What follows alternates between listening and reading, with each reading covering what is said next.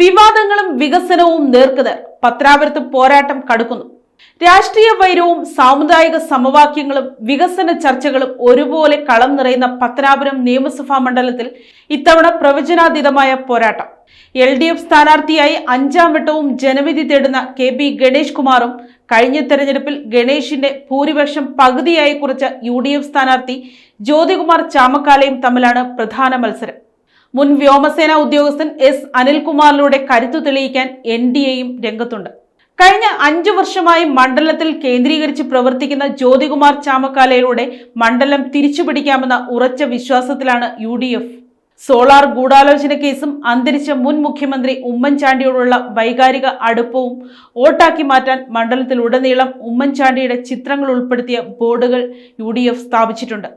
Solar കേസിന്റെ വിചാരണ നടപടികൾ സ്റ്റേ ചെയ്യണമെന്ന ഗണേഷ് കുമാറിന്റെ ആവശ്യം കോടതി തള്ളിയത് UDF പ്രചാരണ ആയുധമാക്കുന്നു. കൂടാതെ പത്തനാപുരം NSS താലൂക്ക് യൂണിയൻ ഭരണസമിതി പിരിച്ചുവിട്ടതും പത്മ കഫേ നിർമ്മാണവുമായി ബന്ധപ്പെട്ട അഴിമതി ആരോപണങ്ങളും ഗണേഷ് കുമാറിന്റെ ഉറച്ച വോട്ട് ബാങ്കുകളിൽ വിള്ളലുണ്ടാക്കുമെന്നും അവർ കണക്കുകൂട്ടുന്നു. എന്നാൽ വിവാദങ്ങളോട് പ്രതികരിക്കാതെ താൻ നടപ്പിലാക്കിയ വികസന നേട്ടങ്ങൾ മുൻനിർത്തിയാണ് ഗണേഷ് കുമാർ വോട്ട് തേടുന്നത്.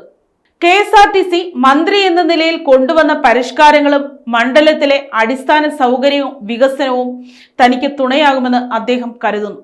മുൻ തെരഞ്ഞെടുപ്പുകളിലും സമാനമായ ആരോപണങ്ങൾ ഉയർന്നിട്ടും പത്തനാപുരത്തെ ജനത തള്ളിക്കളഞ്ഞിട്ടില്ലെന്ന ആത്മവിശ്വാസത്തിലാണ് LDF.